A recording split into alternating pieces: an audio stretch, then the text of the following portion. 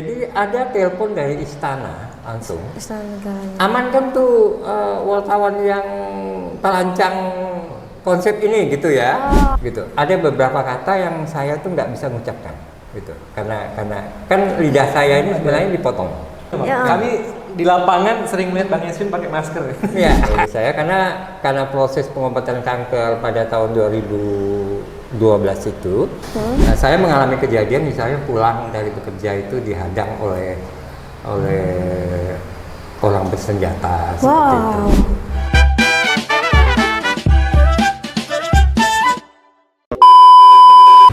Selamat datang di Barunge Podcast episode ketiga. Nah, saat ini kami bersama Bang Yasmin. Bang Yasmin Umar. Benar, yang dikenal sebagai wartawan senior di Kabupaten Ketapang melalui Ya, ada media yang cukup terkenal di Ketapang namanya Sorot 10 News. Baik. Oke, semua orang di Ketapang kayaknya udah familiar dengan Bang Yasmin ya. Ya. Ini dipanggil Bang kan nih? Masih cocok Bang dipanggil Bang ya? Dipanggil Bang walaupun udah darat otot. Enggak, kalau masih dipanggil Bang masih cocok. Oke. Boleh Bang Yasmin memperkenalkan sedikit? Oke, sahabat semua, saya Yasmin Umar. Saya mungkin menjadi wartawan yang paling senior. Kalau kita nggak mau menyebut tua ya. Senior ya Iya, sekarang. saya lahir tahun 1964 di Ketapang, putra asli Ketapang. Dan perjalanan terakhir, akhirnya saya mendirikan Sorot 10. Berarti kesibukan sehari-harinya cuma di jurnal. Masih aktif sebagai media ya? Iya, masih Iya, aktif Sebagai ya. jurnalis di media. Betul. Iya, di Sorot 10 News. Nah, bolehlah ceritakan sedikit perjalanan singkat untuk menuju ada Sorot 10 nih, Pak. Ya, awalnya itu ini, saya itu pernah kerja di radio di sebenarnya. radio. Oh, radio. Di Gema Ketapang. Apa Ketapang Radio? Ya, Gema Ketapang Radio. Saya salah satu komisaris di sana bersama teman. Nah, saya juga menjadi penyiar waktu itu. Penyiar. Jadi salah satu judul mata acaranya itu adalah wawancara setiap jam 10. Setiap jam 10. Makanya. Jadi semacam ya mungkin podcast ini versi radio lah gitu ya. Nah, narasumber kita undang di jam 10 pagi. Nah, begitu saya tidak aktif di radio, kebetulan Sorot 10 ini belum menjadi hak cipta seperti apa gitu. Akhirnya waktu saya kepingin mendirikan media sendiri, media online, kayaknya cakep juga nih kalau mau pakai Sorot 10.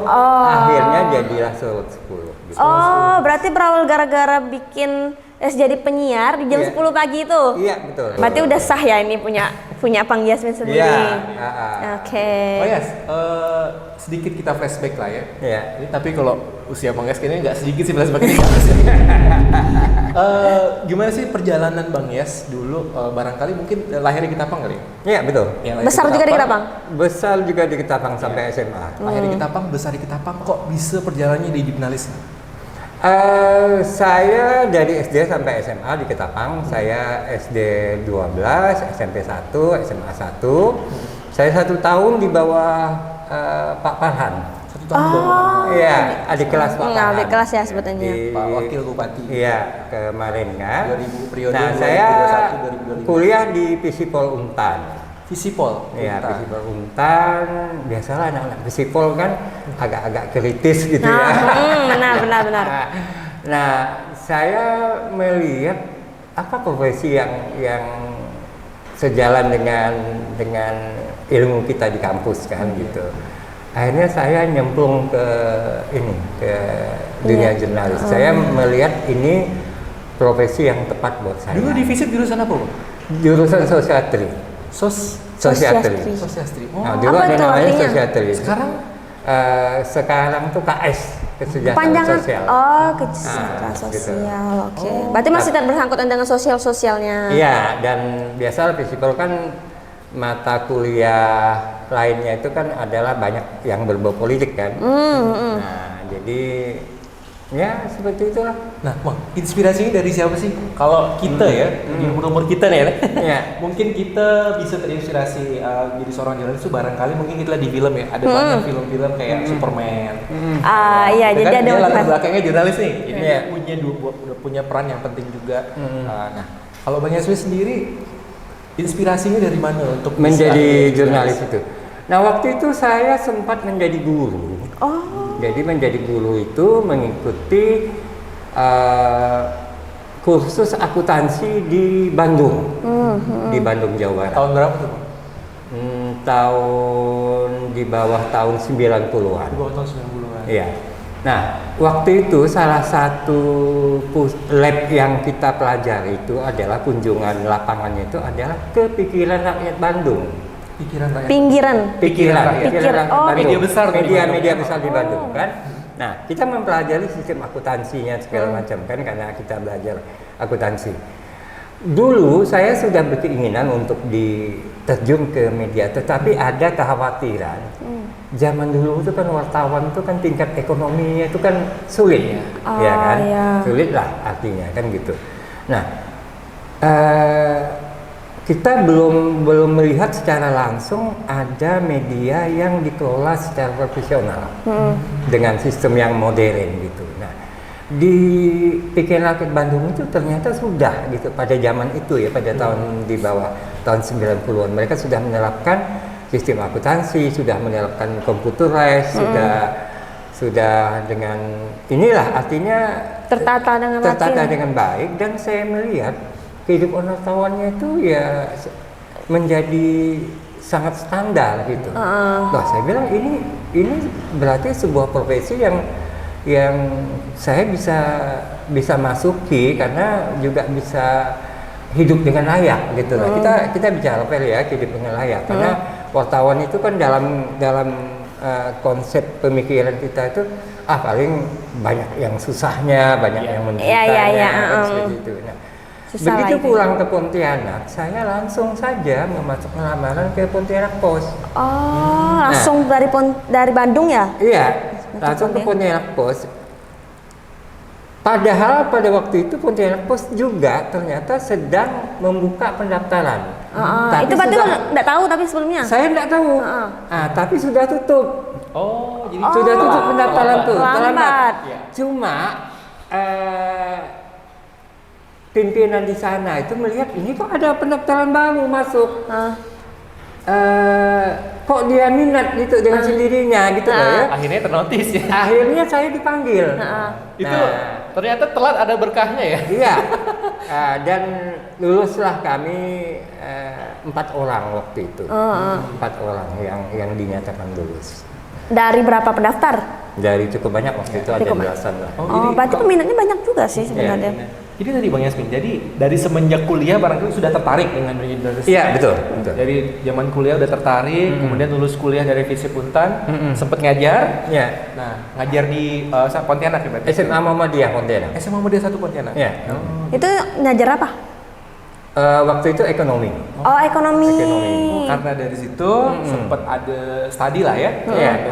Ada kursus Melihat akuntansi. bagaimana pikiran Rakyat Bandung.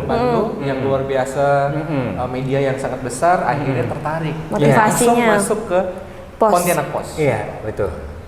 Pontianak Post. Kebetulan Pontianak Post pada waktu itu juga menuju kurang modern karena bekerja sama dengan Jawa Post Group. Iya, Jawa Nah, Pos. gitu. Oh, udah bekerja sama.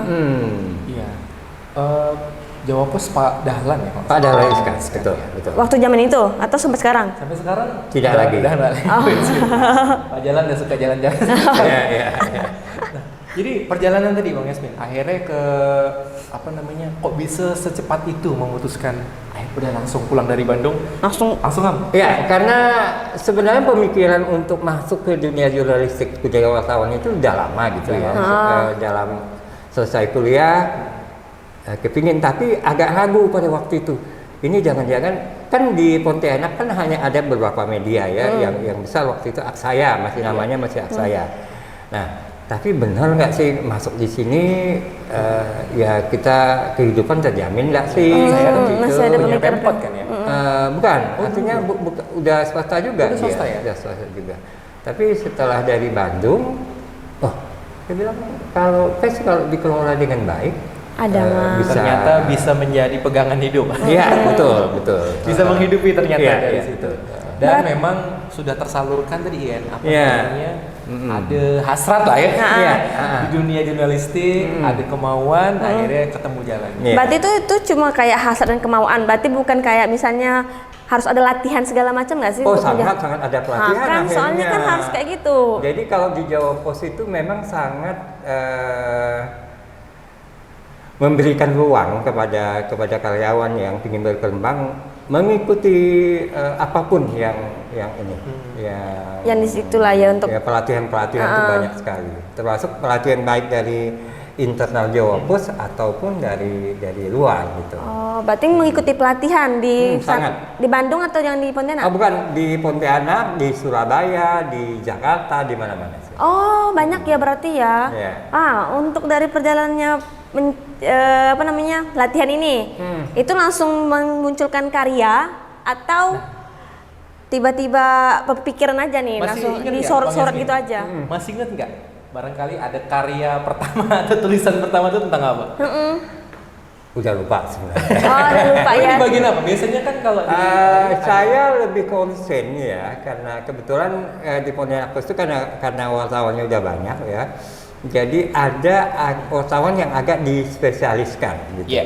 Nah, saya memang sejak awal itu oleh pimpinan di Pontianak Post itu lebih diarahkan penugasan peliputan di lingkungan Pemda, Oke. di lingkungan kesehatan, di waktu itu di Korem, di Korem. Ya. Oh.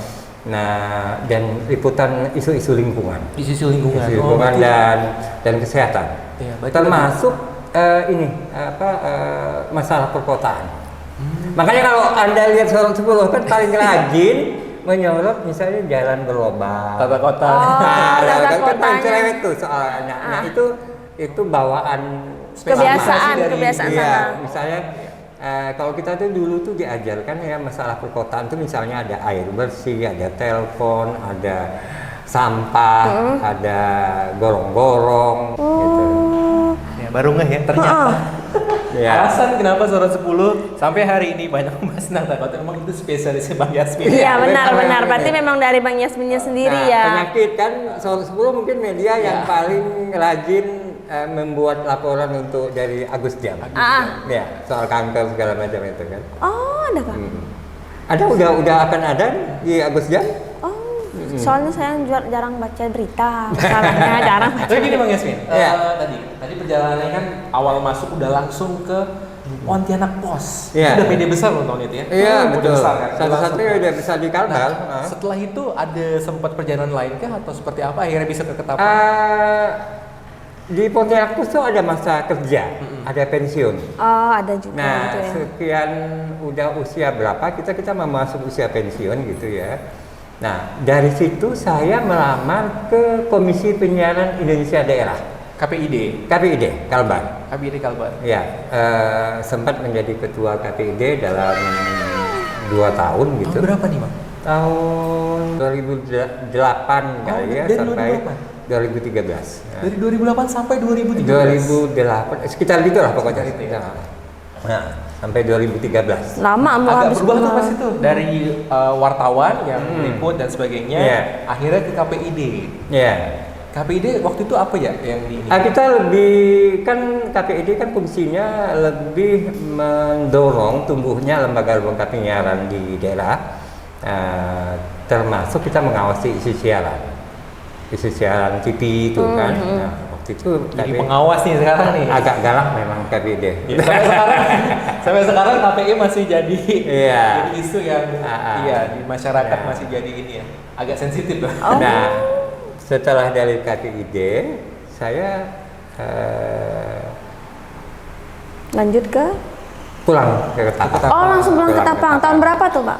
Pulang ke Ketapang tahun 2014-an. 2014 pulang ke Akhirnya Ketapang. ada teman yang ngajak bareng untuk didirikan radio.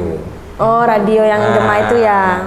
Di radio akhirnya kita Jadi penyiar di sana. di radio akhirnya kita dirikanlah Gema Ketapang Radio.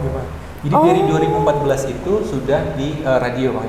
Penyiar kan? Sebagai penyiar atau Saya di sana bersama teman, jadi saya juga bertindak sebagai komisaris. komisaris? komisaris. Langsung gitu. komisaris. Ya karena gabungan kan, kita gabungan akhirnya. Wow. Nah juga saya mencoba juga sebagai penyiar. Oh. Buat saya menjadi penyiar itu sebuah tantangan gitu. Hal yang baru. Kalau selama ini kan kalau di Pontianak Plus kita lebih pada berita tulis. Berita tulisan ya.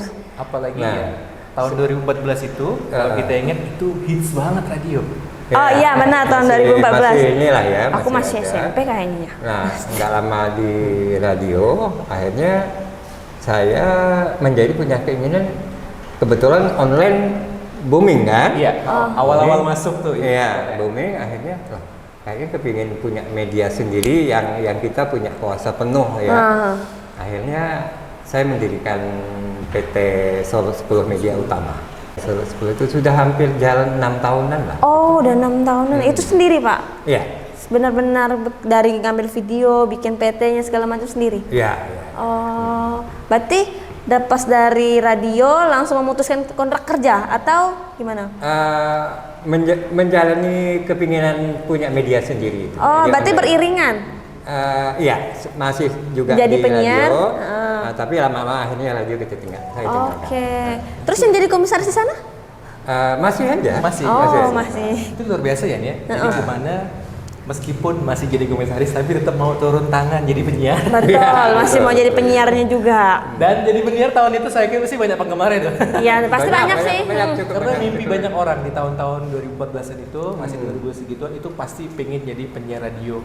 Itu jadi banyak orang-orang besar hari ini tuh jalan masuknya dari penyiar. Iya. Banyak. Betul, aku ternotis di itu. Iya, terus kemudian akhirnya sambil jadi penyiar juga ada kepikiran bikin Sorot 10 dan sekarang luar biasa. Tapi yang sekarang Sorot 10 sekarang kan kita lihat ada banyak mediumnya. Ada di media sosial, ya kan? Ada di web juga segala macam. Iya. Ada di Instagram ya, Facebook? Iya. lengkap loh. Lengkap ya semua Platformnya media banyak. ya. Platformnya banyak, ada banyak platform. Dulu udah langsung kayak gitu atau belum Bang? Dulu. Satu-satu. Udah. Oh, Dari langsung awal? semua dikerjain? Iya, langsung semuanya. Kan tinggal Iya sih pindah-pindah sebenarnya aja. tinggal upload.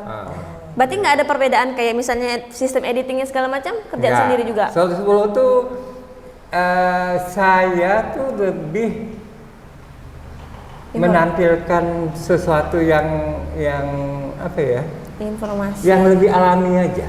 Oh. Jadi kekuatan Sorot 10 tuh hanya pada konten. Hanya pada Nah, konten. Ini jadi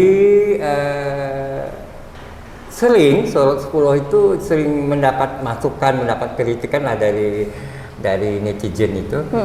Itu suaranya nggak jelas katanya. Nah ini Bang, Itu suara gambarnya goyang-goyang kata dia. Kok pakai stabilizer dong gitu. Aduh, netizen biasa lah ya. Enggak, bukan. Tapi artinya buat saya ini masukan gitu ya. Saya ini masuk. Tetapi itulah ciri khas Sorot 10. Dia lebih alami aja. Dia gambar bisa goyang-goyang aja. Suara kadang-kadang nggak jelas. Tetapi di caption berita Ya, saya itu. biasanya jelaskan. Oh, berarti memang untuk pengambilan gambar sendiri itu memang mau nampilin alami ya? Ya, alami aja. Bukan berarti Nggak tidak ada edit, menerima kadang-kadang nggak ada kritikan. edit. luar biasanya. Kayaknya kita belum lihat media manapun. betul. Ya, liputan pakai HP aja. Iya, saya itu betul pakai HP aja. Pakai HP aja.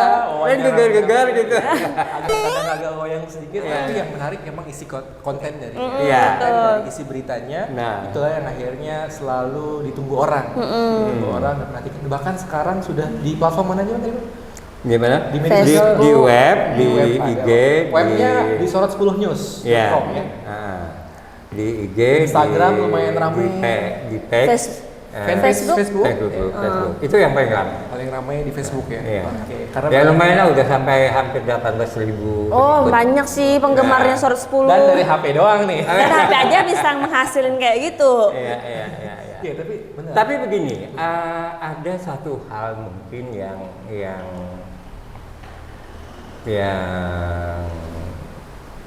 perlu diketahui, terutama yang muda-muda yang mau Bikin media. berkecimpung lebih jauh kepada di dalam dunia jurnalistik itu. Saya mengalami proses belajar, gitu. Dan saya senang aja, gitu. Jadi belajar. Dulu waktu di Pontianak Post yang bidang yang sangat saya kuasai itu, saya kan wartawan tulis. Wartawan tulis. Nah, bagaimana akhirnya menjadi penyiar itu saya belajar. Nah, saya belajar cara menyiar itu belajar kata per kata. Saya belajar. Apalagi pada waktu itu saya survivor kanker dengan orang yang banyak abjad yang saya tidak jelas ngomongnya. Ya, artikulasinya Nggak jelas, gitu. Ada beberapa kata yang saya tuh nggak bisa mengucapkan, gitu. Karena kan lidah saya ini sebenarnya dipotong. Lidah? Iya, karena operasi saya kanker mohon lidah. maaf sebelumnya, Bang. Ya. Kami di lapangan sering melihat Bang Yasmin pakai masker. Iya. Nah, masker ini karena sejak 2 bulan yang lalu saya operasi pencabutan seluruh gigi saya. Karena proses pengobatan kanker pada tahun 2012 itu gigi itu menjadi rapuh. Akhirnya saya bilang ke dokter Yuli, dokter di Rumah Sakit Agustia, udah dulu cabut semua aja, nanti baru dipasang gewang. Nah, ternyata pemasangan gewang itu memerlukan juga ruang untuk dia Masuk ke dalam orang-orang lagi. Memperbaiki menyesuaikan diri. Nah, sementara saya harus beraktivitas di lapangan, jadi agak jarang saya memakai gewang itu. Karena penyesuaiannya kan Iya, ribet ya. iya, kayak kita pakai behel aja kan soalnya agak terganggu. Nah, tapi saya karena masih terus ke lapangan, udah deh nanti aja. Tapi untuk posisi seperti ini nyaman, Pak? Ya agak nyaman. Oh, yang penting kita pakai masker Iya, lah. betul. Kita baru tahu nih cerita Bang Yasmin yang tadi ada kanker. Sama. Oh, jadi udah dari tahun 2012 ya? Saya tahu saya mengidap kanker itu tahun 2012. Itu 2011. 2011 di Pontianak kan. Akhirnya kebetulan pada waktu itu saya alhamdulillah dapat menunaikan ibadah haji gitu ya. Nah, pulang dari sana kok ada pembengkakan yang luar biasa di lidah saya ya. Saya periksakan ke dokter di Pontianak, dinyatakan bahwa itu kanker gitu. Nah, untuk positifnya karena Pontianak pada waktu zaman itu belum lengkap fasilitasnya, akhirnya saya dirujuk ke Rumah Sakit Darmais Jakarta. Nah, akhirnya waktu saya ke Jakarta oleh dokter Rumah Sakit Darmais itu saya disarankan udah deh Pak, segera operasi aja katanya karena masih stadiumnya masih 2B. Nah, akhirnya ya udah, ayo aja operasi. Langsung operasi. Langsung dia operasi. Bang, mungkin ini agak personal Bang ya pertanyaannya. Iya. Tapi apa yang dirasakan Bang ketika itu karir mungkin lagi bagus-bagusnya 2011 tadi teh? Itu udah masuk kuala belum tadi teh? Ya? Itu masih dibagi pos kan? Masih di pos ya? Masih Enggak, saya udah di KPI. udah di Oh, di KPI. KPI. Lagi bagus-bagusnya karir Iya. di KPID, kemudian Dapat kabar. ada ya sakit kanker tadi. Apa yang Oh, rasakan waktu ketika itu? dinyatakan kanker, Atau belum pertama? bukan, udah waktu di KPI kan, di KPI. Begitu dapat vonis kanker, dunia itu kayaknya mau runtuh, gitu kan? Kita, kaget, kanker itu apa sih? Nah, gitu kan? Apalagi informasi di tahun segitu belum kayak Belum. sekarang. Belum kayak Belum Pengobatan banyak. juga tentunya masih. Nah, akhirnya tapi saya berpikir ini sesuatu yang harus dilawan. Gitu ya, sesuatu yang harus dilawan. Akhirnya saya searching aja apa sih kanker lidah. Nah, celakanya tuh di Indonesia literatur tentang kanker lidah itu nggak banyak. Kalau Karena kanker masih mungkin asing kalau kan mohon ya. maaf, kalau kanker payudara, kanker yang lain banyak sekali berita-berita tentang kanker lidah tuh nggak banyak cerita tentang kanker lidah. Nah, akhirnya ya udah. Nah, saya itu begini, dalam berobat itu patokan saya itu cuma begini. Kalau dokternya itu masih yakin, masih senyum, saya menjadi berani. Motivasinya dokternya juga Gitu. ya. Berarti Jadi kalau dokter-dokter dokternya itu langsung yakin, saya yakin. Gitu.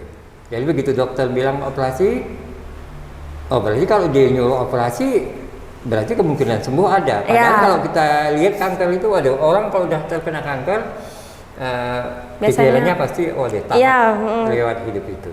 Stereotipnya ya. Ya, seperti itu. Nah, jadilah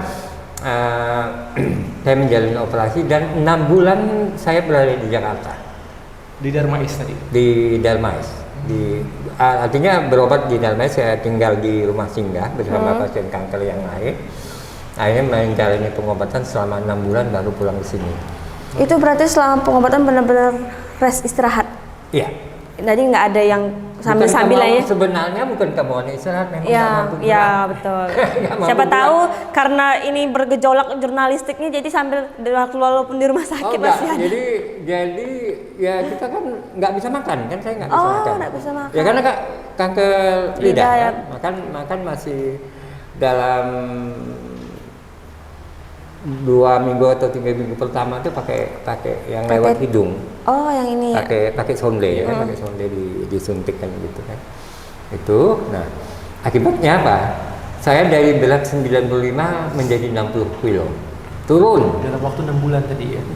Dalam waktu 6 bulan. Waktu pulang ke Ketapang kembali di sini, berat tinggal 60 kilo. Tapi waktu ke Ketapang itu udah dinyatakan sembuh totali kanker atau sebenarnya tidak ada pernyataan sembuh. Gitu. Tapi dia setelah operasi itu kita 3 bulan kemudian kita check up, terus 6 bulan, 1 tahun, 5 tahun, 10 tahun, dan terakhir pada tahun kemarin saya check up dinyatakan sudah bersih. Alhamdulillah. Tapi Bang, saya tertarik ini Bang, cerita tadi pada saat 2011 tadi ya, bahwa dapat vonis dari dokter itu kanker, dunia seperti runtuh. Akhirnya butuh berapa lama Bang untuk berdamai? Akhirnya butuh bangkitkan waktu untuk bisa menerima dan akhirnya ada bangkit lagi. Butuh berapa lama? Saya enggak memerlukan waktu yang lama. Jadi buat saya pada waktu itu ya, begitu kena ya ini sesuatu yang harus dihadapi saja gitu. Sesuatu yang harus dihadapi dan kebetulan barangkali ya karena saya sebenarnya hobinya agak membaca gitu ya. Nah, dari bahan bacaan itu kita banyak mendapat pemahaman gitu. Pemahaman bahwa kanker sepanjang di awal dan kita mendapatkan pertolongan medis, walaupun juga sempat melakukan pengobatan secara tradisional, itu akan bisa ditangani. Nah, jadi pesan saya sebenarnya pada pasien kanker, apabila terdeteksi kanker, segeralah sedini mungkin lakukan pengobatan medis. Pengobatan medis berarti Bang ya? Iya, jangan pengobatan ya. Karena gini, kalau yang tradisional itu prosesnya lama, sementara kanker itu kan perkembangannya cepat ya. Perkembangan stadiumnya tuh sebulan tuh dia pasti naik. Gitu.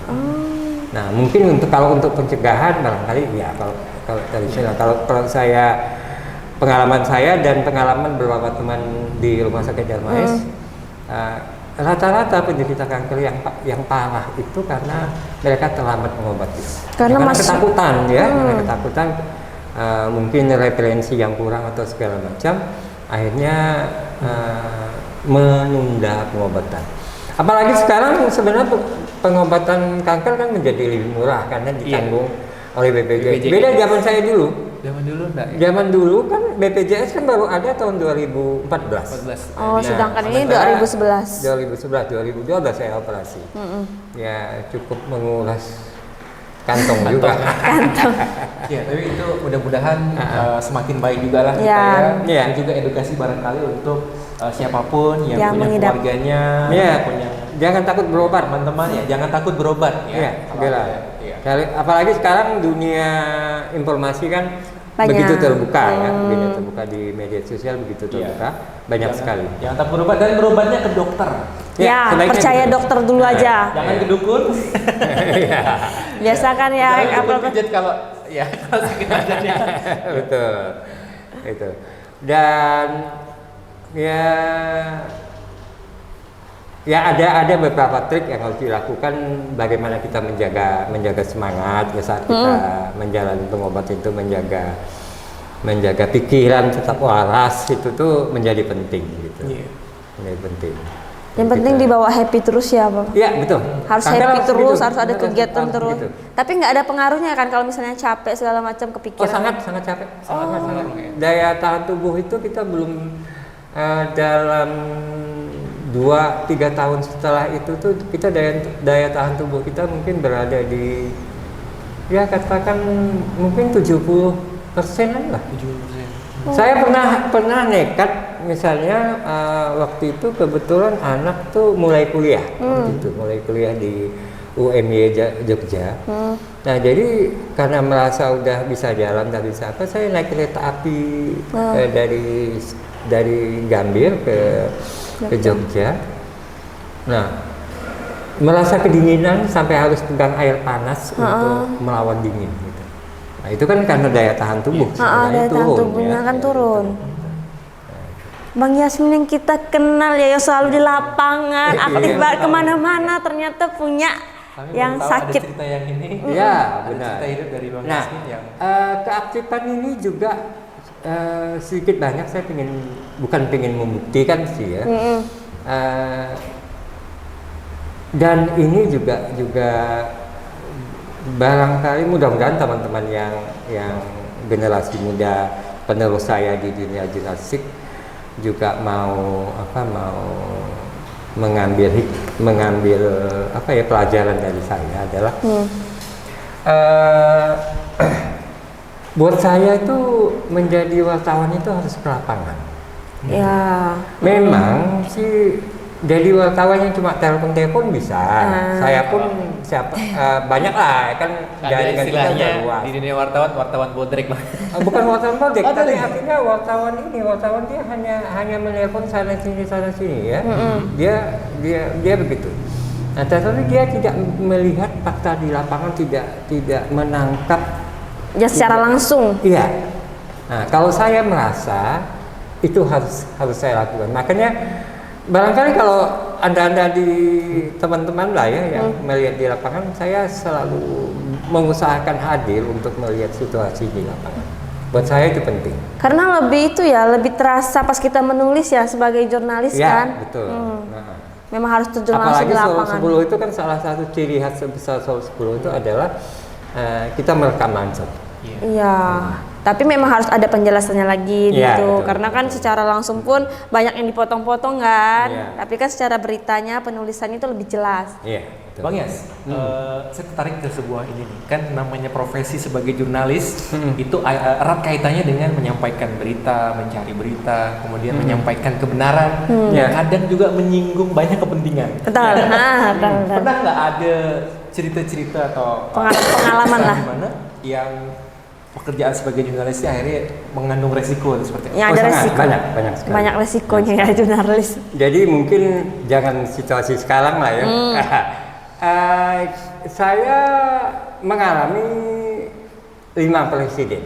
Hah? 5 apa? 5 presiden Indonesia. 5 presiden. Oh, Ya kan? 5 presiden. Dari zamannya Pak Harto, dari zamannya Habibie, Gus Dur, Megawati, Bu Mega, Pak SBY, Pak Jokowi dan sekarang Jokowi Pak Prabowo. ya udah terakhir lah ya, saya nggak berkecimpung di media cetak ya. Nah, itu setiap terutama zaman Pak Harto itu kan sangat luar biasa tekanan kepada dunia jurnalis gitu.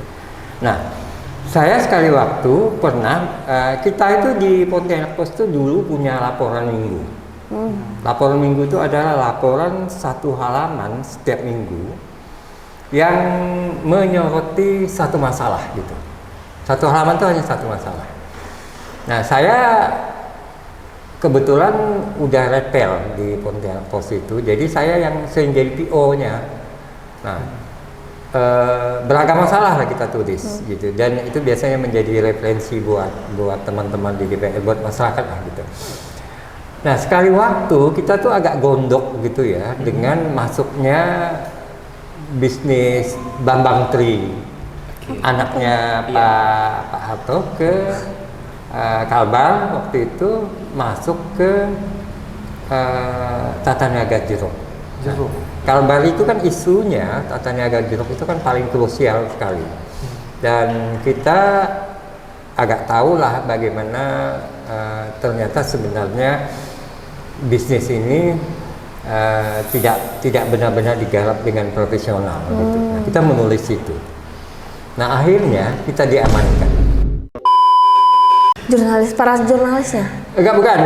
Yang kami yang penggarap itu. Nah, akhirnya supaya jadi ada telepon dari istana. Istana Negaranya. Amankan tuh wartawan yang perancang konsep ini gitu ya. Nah, akhirnya oleh pimpinan kita di dalam tanda kutip diamankan ke Jawa Pos selama 2 bulan.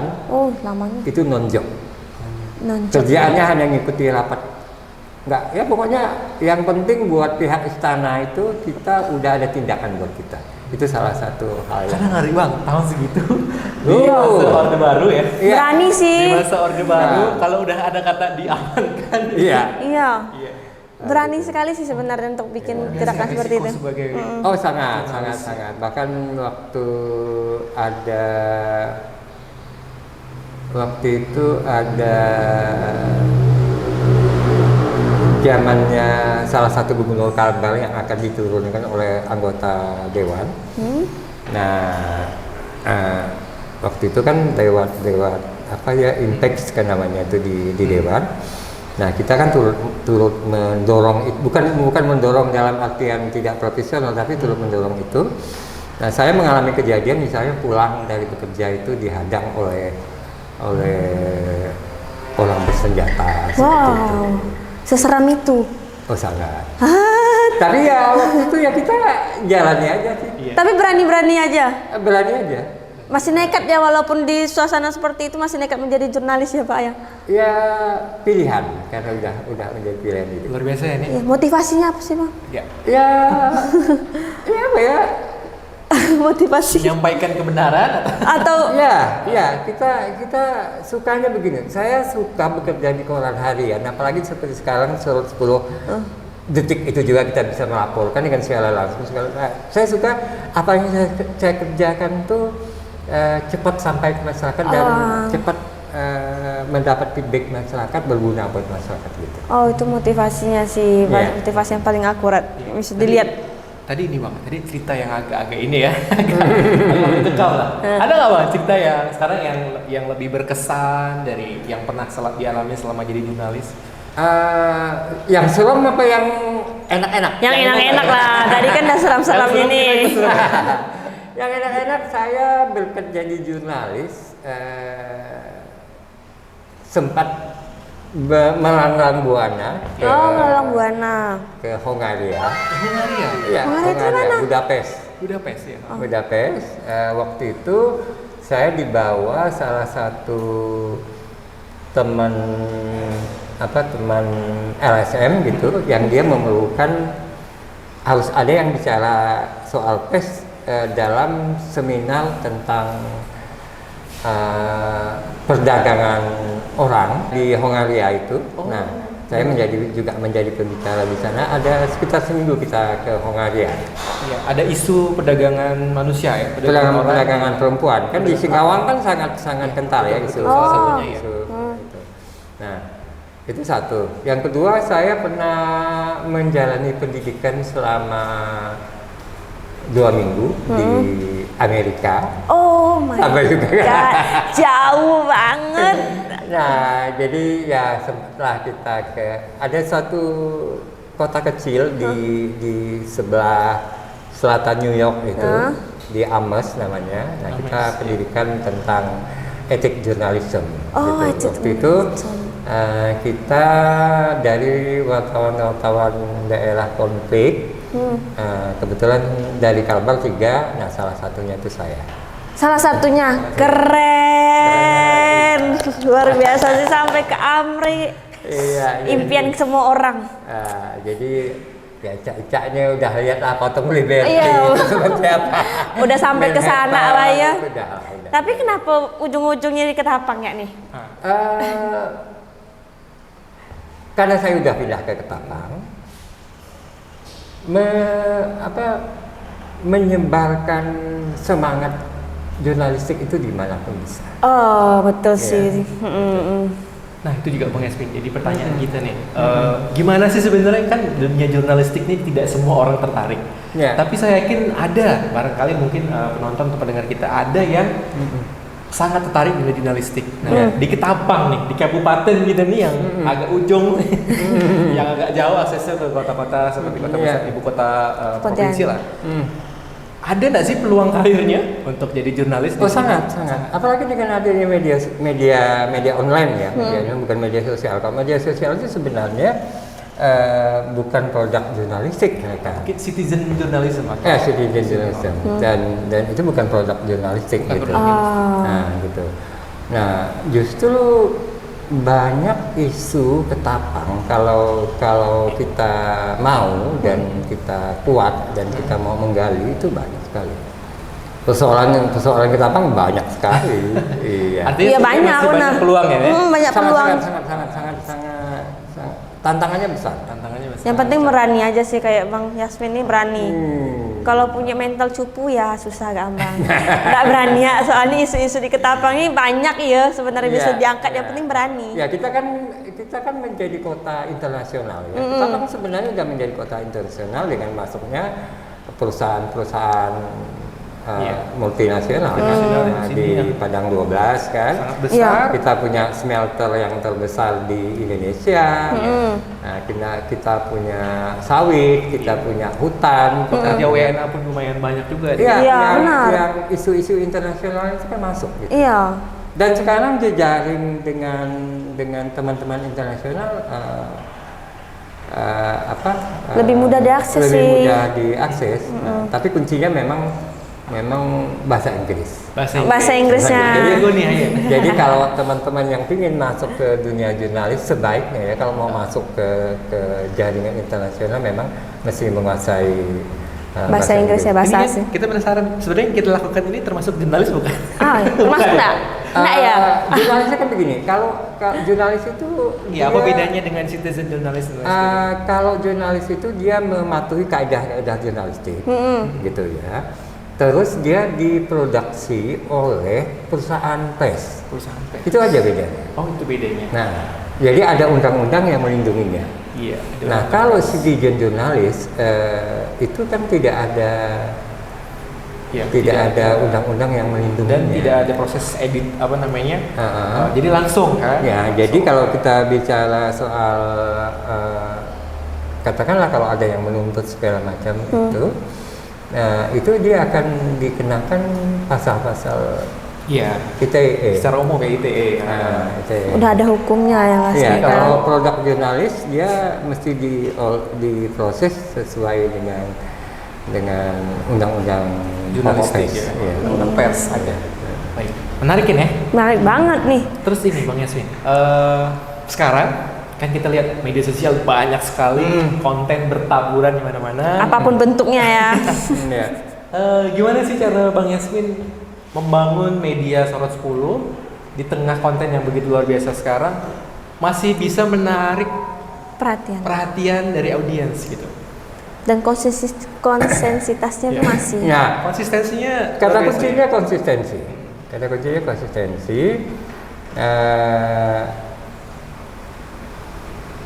Publik itu kan dia ingin melihat sesuatu yang konsisten gitu.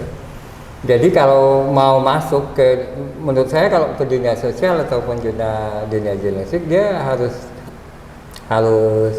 terbit secara berkala, gitu. Jadi orang itu. Nah, ada memang beberapa trik yang menjadi prinsip-prinsip dari media tersebut. Apakah media itu mau mengambil garis dia sekedar pemberi informasi atau menganalisa, atau media yang tampil dengan garang misalnya, menyerang misalnya, kan? Nah, ada seperti itu. Nah, ada kecenderungan publik kita sekarang memang terbagi. Ada publik yang suka dengan isi media yang sebagai pengkritik yang tajam sekali. Ada yang orang lebih suka dengan bahasa yang santun gitu. Nah, seperti itu. Berarti kalau untuk karakteristiknya Sorot 10 sendiri itu apa sih, Bang? Kita lebih pada bahasa yang santun lah gitu. Oh, lebih ke bahasa yang santunnya ya. Mungkin kata faktor usia juga ya. Tetapi kita juga bisa menampilkan sesuatu yang kalau perlu galak ya galak juga gitu. Bisa juga sebenarnya. Terus begini, kalau netizen itu kan kalau Sorot 10 memakai trik itu membuat berita tidak terlalu panjang. Kalau di berita tulis ya paling tidak sampai 1 halaman gitu. Kita pendek-pendek aja, yang penting intinya saja. Nah, publik kan ya suka scroll yang banyak lah ya. Tapi yang penting intinya. Nah, kalau video kita membatasi di bawah 10 menit lah. Di bawah 10 menit. Iya. Ada ininya ya, ternyata ada juga pola-pola yang diterapkan ya. Iya, ada. Tergantung kita mau memilihnya yang mana. Kalau podcast kan memang menjadi kurang waktunya kalau cuma 10 menit misalnya kan. Gitu. Dia harus paling setengah jam ya. Terus ini Yan, kan kita lihat Sorot 10 ini jadi media yang sangat aktif di Ketapang. Bahkan kayaknya paling aktif kali ya. Paling aktif. Salah satu sumber lah nih yang dicari. Ada ini nggak sih berikutnya mau barangkali harapan pengen expand lagi? Bikin apa lagi itu selain ini? Kayaknya masih seperti sekarang. Oh, masih setia, konsisten tuh, konsisten generasi. Belum menghadirkan Bang Yasin belum. Saya belum melihat. Kan kalau nggak mudah juga ya mencari yang satu pemikiran, satu konsep, satu apa tuh ya gitu. Bangunnya susah, apalagi selama ini sendiri ya, Bang ya. Itu kan nggak mudah. Karena godaan dunia wartawan itu juga besar. Berarti untuk wartawan yang di luar sana tuh banyak juga yang bekerja sendiri ya? Banyak juga. Banyak ya. Luar biasa ya. Perjalanan Sorot 10 dari tahun 2000 berapa tadi? 2009. Iya, sudah 5 tahun 6 tahun ya. Sampai hari ini ya. sebesar ini ternyata tantangannya juga besar dan sekarang mudah-mudahan makin lancar lagi. Amin. Nah, baik, kita kayak udah di penghujung, tapi sebelumnya kita mau nanya dulu nih Bang Yasmin. Di usia sekarang, luar biasa pencapaiannya. Masih ada nggak barangkali mimpi, harapan atau cita-cita yang pengen diwujudkan lagi?